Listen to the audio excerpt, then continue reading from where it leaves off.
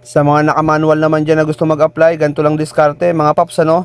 Kawasaki Barako nga pala yung motor dito ni Idol. So ito, panoorin natin kung paano siya rito nakapasa.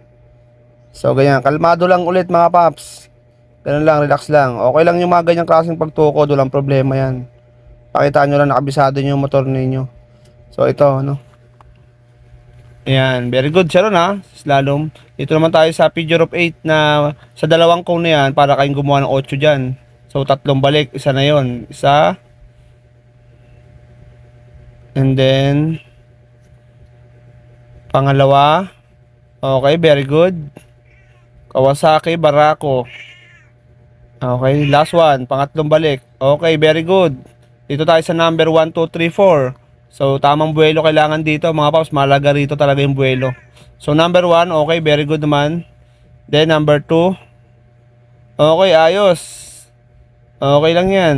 Then, number 3. Kailangan ng buwelo na maganda.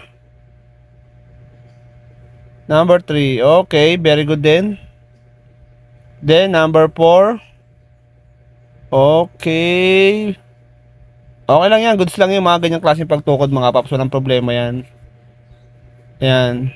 Kung gano'n na, wag lang yung para kayong mouth balance. So, ayan, pasado to si Idol sa tingin ko.